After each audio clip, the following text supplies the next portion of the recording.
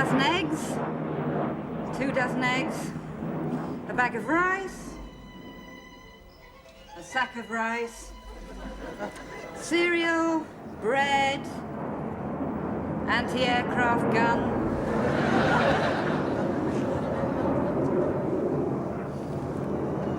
Sorry, that seat's taken. Oh, by the invisible man. He'll do. But he's very quiet, isn't he? Which is surprising in a way, since you've just tossed a hardback right between his legs. Oh, don't be frightened, Henry. I'll look after you. Actually, I've got cramp. Cramp? Got on my thigh. Oh, the number of men who must have said that. I can manage. Thank you. Monica, is there any danger of you helping me out with the washing up? Oh, I'm watching the telly, Mom. Not for long, I hope, or I may have to put you up for adoption. Yeah, I just hope whoever adopts me gives me a bit of peace when I'm watching the telly. I'll help. Oh, thanks, Chris. Tomorrow's Friday. You know what that means? Of course. Means today's Thursday. How would you like a face as soft as your hands? So tomorrow's Friday, so what? So, it's very nearly the weekend. You promised me by the weekend you'd have a career. I know, Mrs. Haddon, but I haven't managed to lay my hands on one yet. Well, it's all right, I understand that, Chris, but a certain Commander Richard Beamish may not. And as guarantor of my bank loan, he's going to be frothing at the main brace and very probably ready to tar and feather you. I'd look a bit daft at the job centre. Oh, you...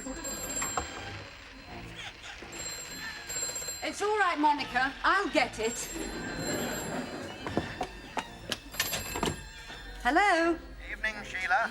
Hello, Richard. I see you put your ad in at the newsagents for freelance typing. Yes. Well, I put 2 in, actually. 1 for freelance typing and 1 for Japanese massage. Had any replies yet? Well, none for the Japanese massage, but literally heaps for the typing. Literally how many? Literally none. And wipe that smug look off your face. What was it I said? If you got one single reply, I'd eat my hat. Yes, fine. I'm going to buy you a pith helmet. How's your writer's block? Still solid. But you know, I told you I'm quite willing to keep on paying you till I give you my next chapter. No, Richard, sorry. I'm not a parasite. But you've got one in your basement. Has that layabout found a job yet? Not exactly. We'll boot him back to Halifax. Well, that's not very fair. He comes from Huddersfield. Right. I'll be round for breakfast in the morning, and when I get hold of him... Well, I suppose you could do that, Richard, but it would give him ever such a high-pitched voice. I don't like people threatening me behind my back. Well, hang on till breakfast. He'll threaten you to your face. Hello? Oh. Is that one of your lot? Probably. Would you mind having a word with your pilots to keep the noise down? Just tell them there are people trying to live down here. Well, look on the bright side, Mrs. Haddon. Those planes are full of tourists bringing much-needed foreign currency to these shores. Well, I just wish they'd stay at home and send a cheque.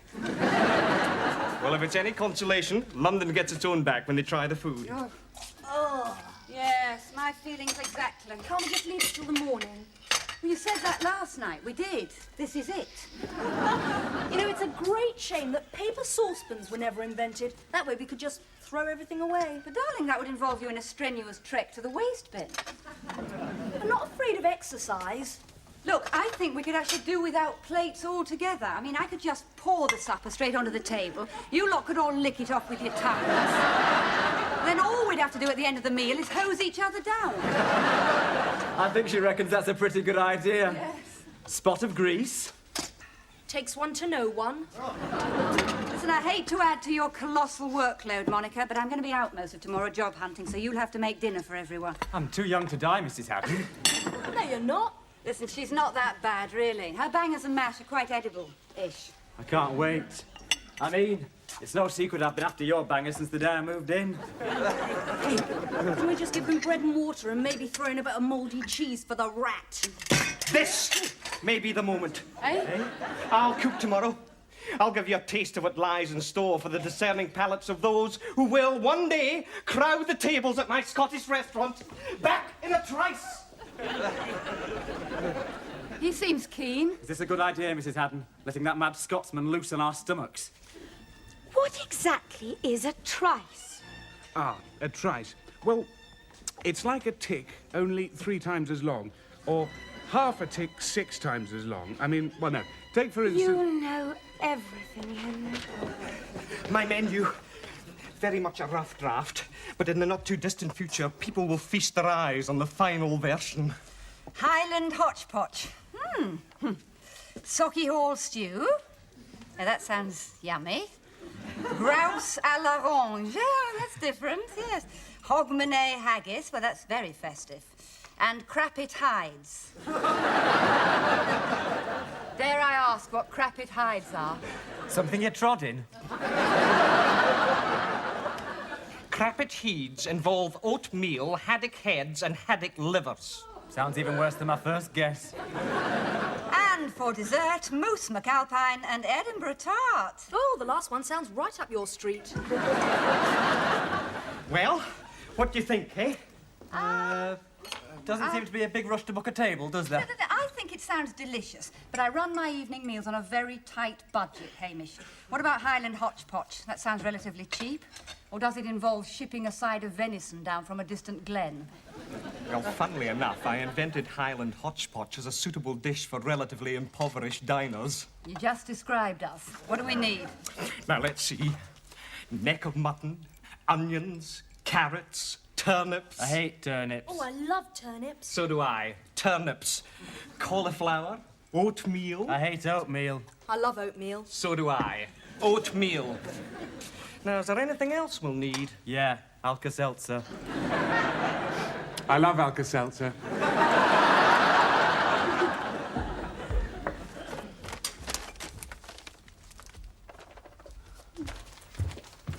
Morning, Mrs. Hatton. Oh, hello, Hamish. Now, this should cover the ingredients for your Highland hotchpotch, to which we're all looking forward.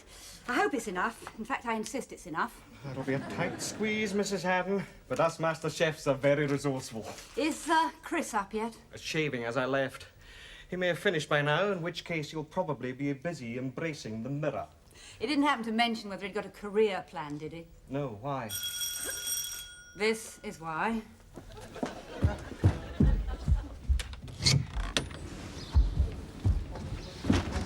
No, Chris hasn't come out of the basement yet, and yes, it is a lovely morning, isn't it, Richard? Ah, sorry. Good morning, Sheila. Bridge to engine room. All hands on deck.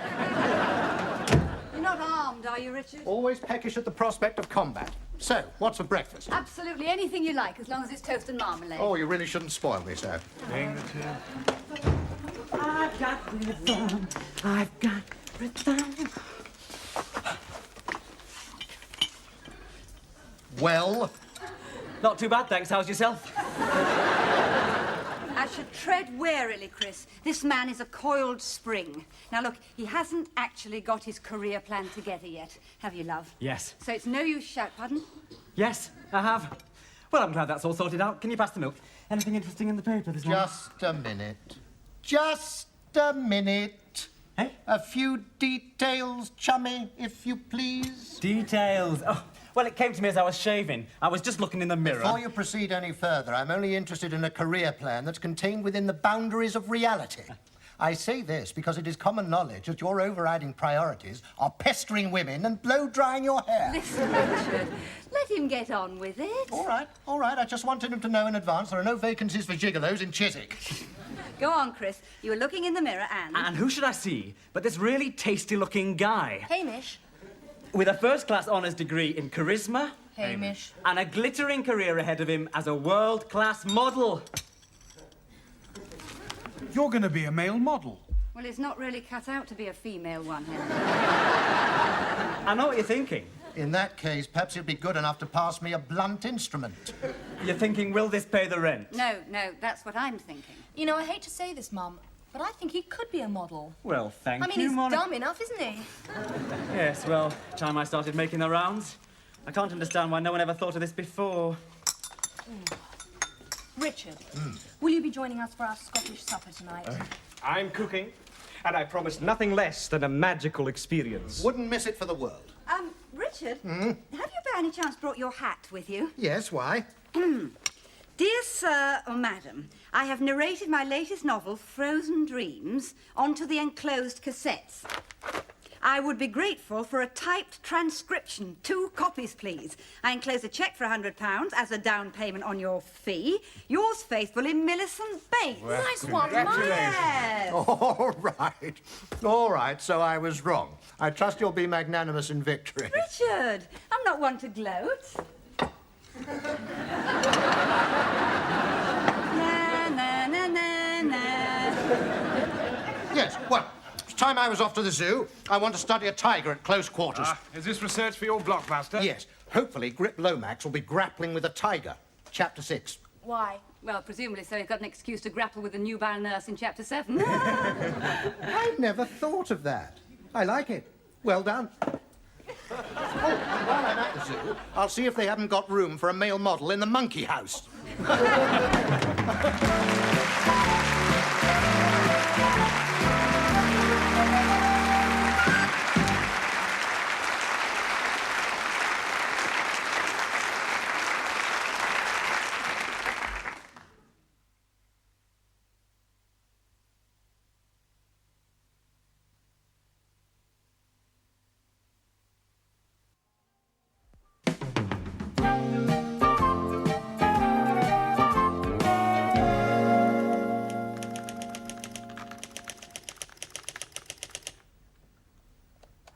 A slight sound awoke Angelica from her fitful sleep.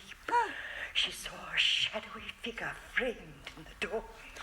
I've been framed, said the shadowy figure in the doorway.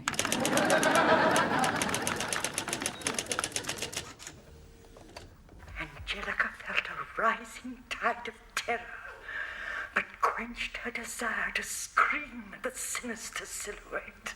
Call for the hall porter, love. I am the old porter, love. Perhaps the intruder would depart, but what if he didn't? Bop him with your bed socks, dear. Angelica lay perfectly still. The soft lines of her exquisite cheekbones, framed by the auburn curls that lay upon a pillow, still sobbed tears. Sodden pillow, she cried, hurling it to the floor. As the intruder advanced further into the room, his shadow fell across her. Ouch, she cried. Angelica could pretend no more. She gave a startled cry, only to be instantly muffled by a firm and manly hand. Not afraid, ma chérie. C'est moi, Pierre. And the flame of passion that she feared had been extinguished on the slopes of Zermatt was suddenly relit as her loins began to That Millicent Bates is a bit of a goer, isn't she? Is Pierre, by any chance, a bronze ski instructor? There's none bronzer. And am I right in thinking that our eyes first met over a glass of glühwein in a jacuzzi? Bang on. And am I further right in thinking that Angelica is on the run from a finishing school in San Moritz? Well, she had no choice after the gardener groped her in the Edelweiss. Are you psychic, Hamish, or are you in fact Millicent Bates? Hardly. Well, how do you know all this? International airports are littered with this romantic trash, Mrs. Haddon. And I'm ashamed to say I've read literally dozens of them. I mean, you've got to do something between pointing out the 3 exits and serving up the plastic dinners. Yes, but are you saying that Frozen Dreams is a published book? Aye, but it's not a patch on desire among the dunes. Yes, but why would Millicent Bates want me to type out a published book? Good question. Isn't it just? I think I may know the answer. Hamish, this is our little secret. Where are you going? I'm going to pay one sweet old-fashioned raver a little visit.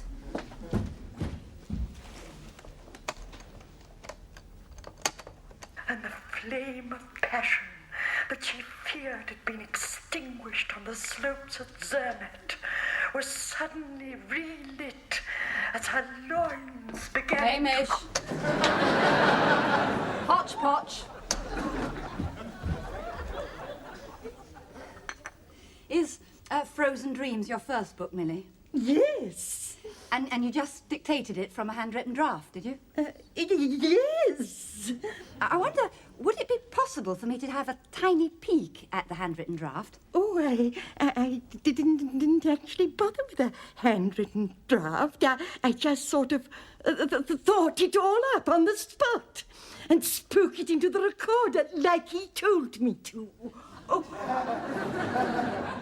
Millie, are you absolutely sure that Frozen Dreams is all your own work? I mean, really, really sure? Because I was just wondering if perhaps there was the tiniest little possibility that you might have been put up to it by a certain ex-naval gentleman with a shiny head. I'm a pensioner, love, and he was very generous. I don't blame you, Millie. But I must admit I rather enjoyed reading it. Especially that bit in the abandoned chalet where they had to thaw out the waterbed. It was a bit far-fetched. Oh, no, not in my experience.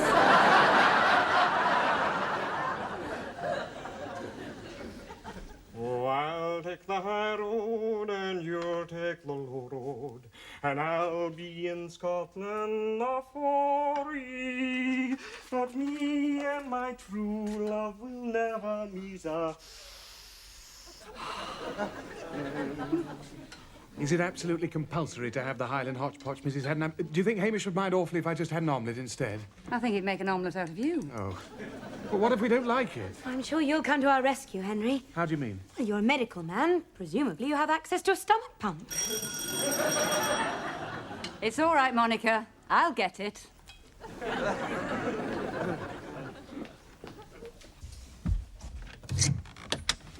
Oh, the new, etc., etc. Well, if it isn't Bonnie Prince Charlie, the young pretender. You've never seen me like this before, have you? No, but then you're full of surprises, aren't you, Richard? Well, what do you think? Well, all things considered, I think you deserve a hearty slap on the sporran. Oh, That's the spirit. my mother is a McKillop, Hamish. I wear the tartan with pride. How is your tiger? Well, you know, sort of, stripy. One word about my legs, chummy, could well be your last. Do you have a cat, Mrs. Haddon? Not that I know of. Must be the turnips. How'd you get on today? Oh, I am on my way, Mrs. Haddon. I am on my way. Splendid. I'll give you a lift to the station. I mean, I'm on my way to the top. You've been taken on by a model agency. They're very dynamic. One of their clients did a dandruff commercial last week. Oh, that's some sort of pinnacle, is it?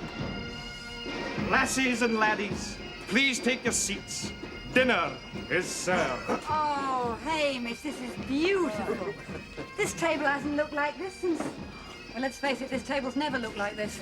Once it was in Habitat's window. Damn, I clean forgot to bring a bottle. No problem. I've already got about 50, courtesy of Anglia Airways. Great. Because, you know, after spending all day typing out that original one-off manuscript, I've got a real thirst. Do you find it a promising novel?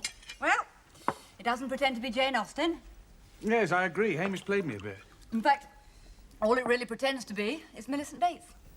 Mind if I dim the lights a wee bit? The ambience I strive for is best achieved with candles. Can't we eat in the dark? Because this looks as bad as it smells. Oh, Hamish, this is really good. You sound surprised. This is great. I mean, we are talking seriously scrumptious This here. is absolutely first-rate, Hamish. And to think you prefer an omelette. You prefer an omelette? I admit I had reservations, but I was wrong. Very wrong. It's really quite excellent. Uh-huh. Well, it's the X factor that elevates it to an art form. The X Factor? Culinary jargon for an OXO cube. I'm afraid Chris is a bit of a peasant food-wise, and indeed every-wise. I think you're just prejudiced against Scottish cooking. Not true. My favourite dish happens to be Scots. And what's that? A Big Mac. I should just ignore him, Hamish. Or better still, disembowel him. This could be the moment for another photo. I owe posterity a record of this Epicurean triumph. Will my hair do? Will it do what? Please act naturally. I'll select my moments. You heard what the man said, Richard? Act naturally. To do something devious. Eh? Nothing. Hamish, my modelling agency insists I get some photos together fairly sharpish. So? Well, in an ideal world, I'd offer David Bailey the job. But I can't help feeling your estimate might be more competitive. You reckon? Are you a good photographer? My photography's every bit as good as my cooking, so I'm afraid there's no chance of any photographs till you've done full justice to my Highland hodgepodge.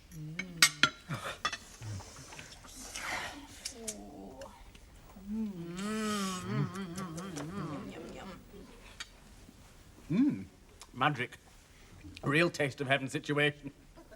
Well, it gives me great pleasure to give you a second helping.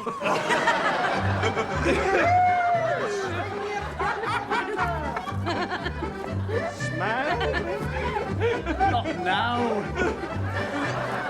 I hope that's colour film, Hamish, because I think we'll agree that Chris's skin has a very interesting green quality. He could do a frozen pea commercial. Something the matter, Sheila? No, why should anything be the matter? Tricky Dicky. Now, what is that supposed to mean? I went to see Millicent Bates today. Need I say more? I see. Grassed on by a granny. Shall we step outside? I'd hate to see your blood on my liner.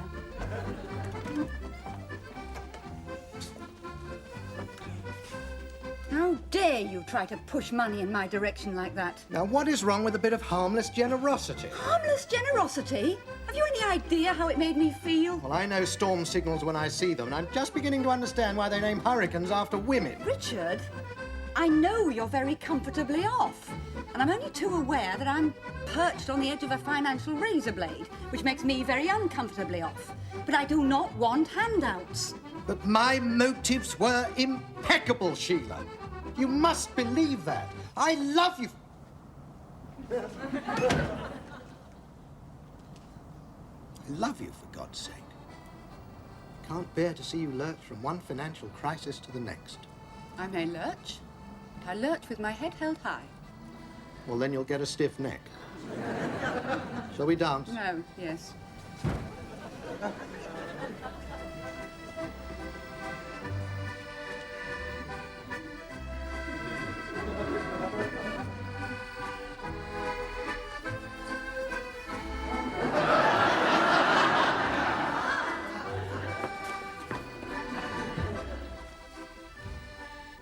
Am I forgiven?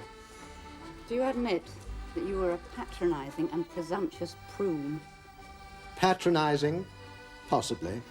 Presumptuous? Perhaps. A prune? Never. I mean, do I look all shriveled and wrinkled? Have you seen your knees lately?